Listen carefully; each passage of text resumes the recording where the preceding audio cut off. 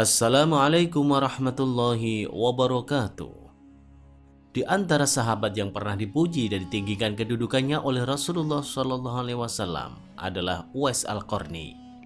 Bahkan dalam suatu majelis, Rasul pernah berwasiat kepada para sahabatnya agar jika suatu saat para sahabat ada yang bertemu dengan pemuda Yaman bernama Uwais Al-Qarni, mintalah doa dan pengampunan Allah kepadanya, karena Uwais memiliki posisi yang tinggi di langit. Padahal semasa hidupnya, Rasulullah belum pernah bertatap muka dengan Uwais secara langsung. Lalu apa yang menyebabkan Uwais Al-Qarni begitu ditinggikan kedudukannya oleh Rasulullah? Mari tonton terus video ini sampai habis agar mendapatkan informasi yang lengkap. Dan jangan lupa tekan tombol subscribe jika belum. Setuju?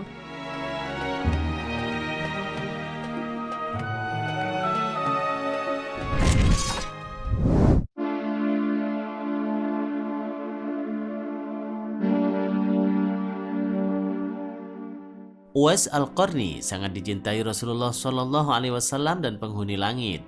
Tidak banyak yang tahu kemuliaan Uwais Al-Qarni. Seorang pemuda miskin asal Yaman ini tidak dikenal di bumi, namun terkenal di langit. Uwais hanyalah pemuda miskin, berpenyakit sopak atau tubuhnya belang-belang, yang hidup di pinggiran daerah Qorn di Yaman. Uwais hidup hanya berdua dengan sang ibu setelah ditinggal ayahnya sejak kecil. Ibunya telah memasuki usia senja dan mengalami kelumpuhan serta menderita kebutaan. Untuk bisa bertahan hidup, Uwais bekerja sebagai penggembala kambing. Upah yang diterimanya hanya cukup untuk keperluan harian bersama ibu. Apabila ada uang lebih, digunakan membantu tetangga yang hidup miskin dan serba kekurangan. Kesibukannya sebagai penggembala dan merawat ibunya yang lumpuh dan buta tidak mempengaruhi kegigihannya dalam beribadah.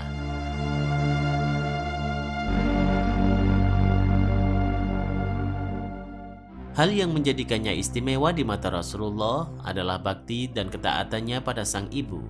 Uwais tak pernah sekalipun mengeluh untuk mengurus ibunya yang telah renta dan memiliki keterbatasan fisik. Bahkan Uwais sanggup memenuhi semua keinginan sang ibu, termasuk keinginannya untuk berhaji. Pada suatu malam, ibunya berujar, "Anakku, mungkin ibu tak lama lagi akan bersamamu. Ikhtiarkan, usahakan agar ibu dapat mengerjakan haji," pinta sang ibu. Mendengar ucapan sang ibu, Uwais termenung. Perjalanan ke Mekah sangatlah jauh, melewati padang tandus yang panas. Orang-orang biasanya menggunakan unta dan membawa banyak perbekalan. Lantas bagaimana hal itu dilakukan Uwais yang sangat miskin dan tidak memiliki kendaraan? Uwais terus berpikir untuk mencari jalan keluar agar ibunya bisa berangkat ke Tanah Suci. Kemudian dibelilah seekor anak lembu dan Uwais membuat kandang di puncak bukit. Setiap pagi ia bolak-balik menggendong anak lembu itu naik turun bukit. Banyak orang yang menganggap aneh tindakan Uwais tersebut.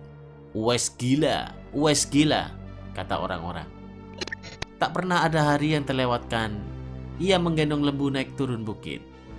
Makin hari anak lembu itu makin besar dan makin besar tenaga yang diperlukan Uwais. Tetapi karena latihan tiap hari, anak lembu yang membesar itu tak terasa lagi. Setelah 8 bulan berlalu, sampailah musim haji. Lembu Uwais telah mencapai 100 kg. Begitu juga dengan otot Uwais yang makin membesar. Ia menjadi kuat mengangkat barang. Taulah sekarang orang-orang apa maksud Uwais menggendong lembu setiap hari. Ternyata ia latihan untuk menggendong ibunya saat pergi haji.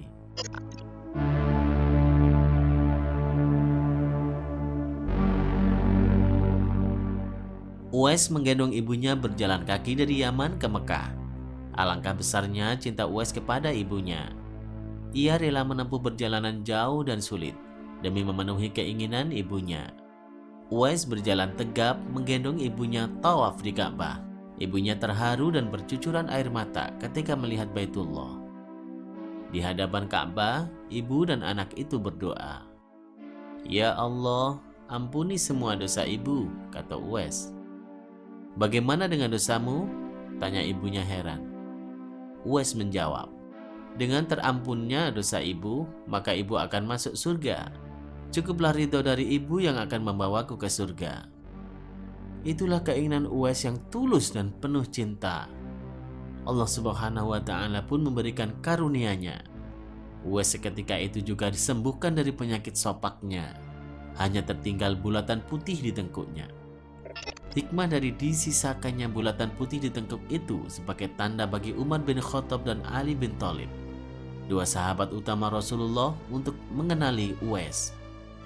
Umar dan Ali sengaja mencari Uwais di sekitar Ka'bah karena Rasulullah SAW berpesan, "Di zaman kamu nanti akan lahir seorang manusia yang doanya sangat makbul.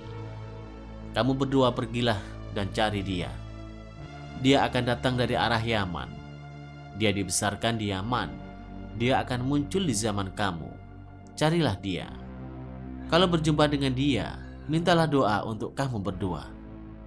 Dan pada akhirnya Umar dan Ali berhasil menemui Uwais. Dan seperti pesan Rasulullah, Umar dan Ali meminta Uwais agar mendoakan mereka agar diampuni oleh Allah Subhanahu wa Ta'ala.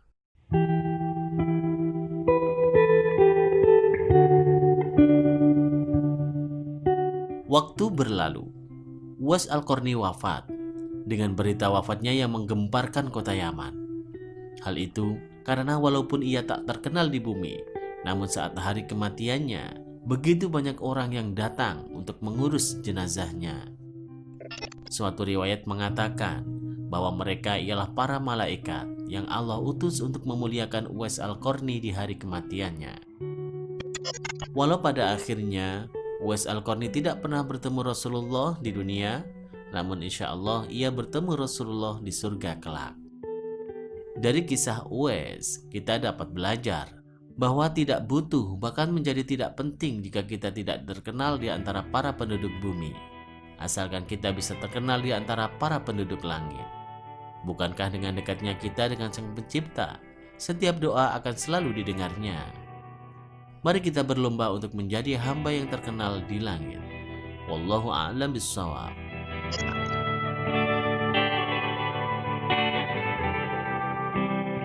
Terima kasih sudah menonton.